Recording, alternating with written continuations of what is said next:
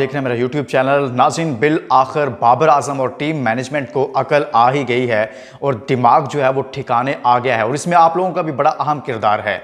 जिस तरह से आप लोगों ने उसामा मीर के लिए आवाज़ उठाई, अब ये फैसला हुआ है कि अगेंस्ट ऑस्ट्रेलिया शादाब खान को ड्रॉप कर दिया जाएगा। इससे पहले आपको मालूम है कि पहले भी कहा जा रहा था कि शादाब को ड्रॉप किया जाए और उसामा मीर को शामिल किया जाए, लेकिन बाबर आजम नहीं मान रहे थे।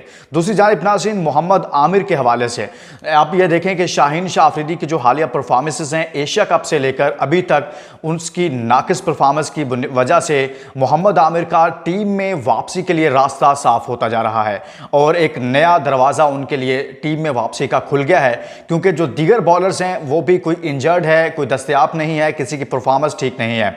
तो लिहाजा मोहम्मद आमिर जो सबकी नज़रों में है और बार बार पूरी कौम उन पर आवाज़ भी उठा रही थी, सब लोग, कि उनको शामिल किया जाना चाहिए। तो शाहीन शाह अफरीदी जिनकी परफॉर्मेंस इंतहाई अभी तक नाकिस है, उनकी इस नाकिस परफॉर्मेंस की वजह से, और आपको पता है कि खबरें भी आई थी कि बाबर आजम के साथ उनके इख्तलाफात हुए जब एशिया कप में ड्रेसिंग रूम में जो मामला हुए, और उसके बाद फिर उनकी शादी पर कुछ तस्वीरें बनाई गई, एक मैसेज दिया गया कि जी ऐसा कुछ नहीं है, लेकिन अभी बहुत कुछ ऐसा चल रहा है। अब जो मामला है शादाब खान के ड्रॉप करने का, आप ये देखें कि जो आखिरी उनके 7 से 8 मैचेस को निकालें तो आपको समझ में आएगा कि इन तमाम मैचेस में उनकी तकरीबन 4 विकेटें हैं, शायद 4 से 5 विकेटें हासिल की हैं शादाब ने।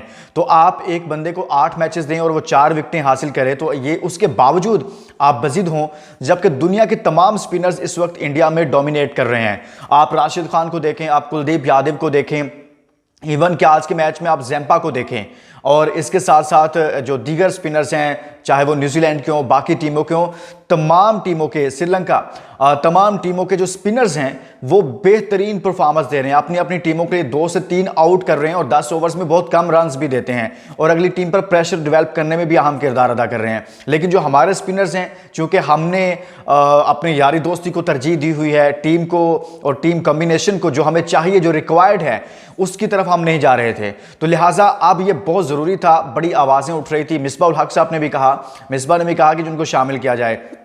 अजहर अली को मैं सुन रहा था, वो भी कह रहे थे। तो लिहाजा ये जो आवाज़ें उठ रही थी और ख़ुद पब्लिक ट्विटर पर, बाकी सोशल मीडिया साइट्स पर कहा जा रहा था कि जो उसामा मीर को एक मौका तो दें, हो सकता है उनको भी रन्स पड़ जाएं, लेकिन आपके पास जो अवेलेबल स्लॉट है, जो लोग हैं, आप उनको शामिल तो करें, एक रेगुलर स्पिनर्स के साथ आप जाएं तो सही।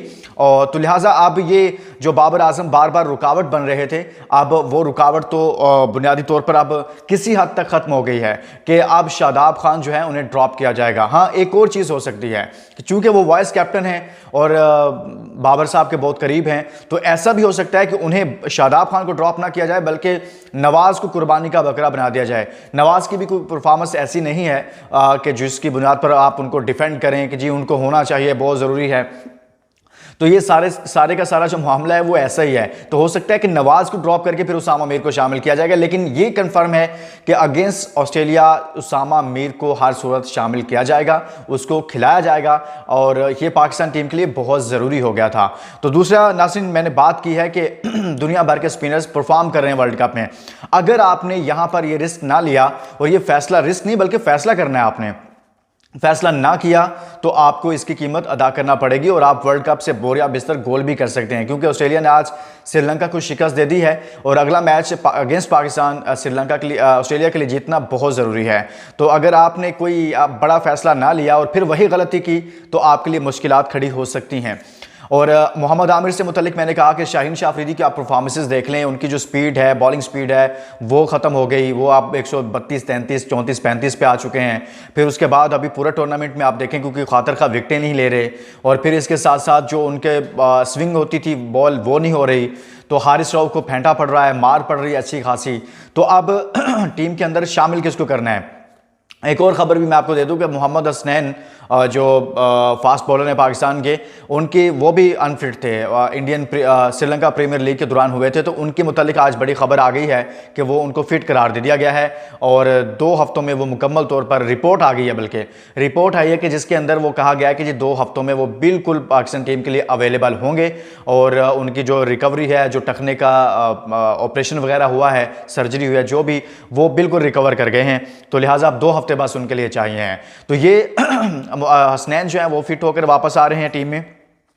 लेकिन अभी तक जो टीम नसीम शाह हैं वो टीम के साथ मौजूद नहीं है, तो लिहाजा मोहम्मद आमिर जो हैं उनकी वापसी के दरवाजे जो हैं वो खुलते जा रहे हैं, उनका रास्ता जो है वो साफ होता जा रहा है। और इंडियन विकेटों पर तो उनका होना बहुत ज़रूरी था, बट बस बदकिस्मती समझे पाकिस्तान की कि एक अच्छा बॉलर जो मौजूद था उसे शामिल नहीं किया गया। उसकी परफॉर्मेंस भी अच्छी थी और बट जो भी हुआ। लेकिन दूसरी जानिब सरफराज को देखें, सरफराज अहमद भी अच्छा परफॉर्म कर रहे हैं इस वक्त।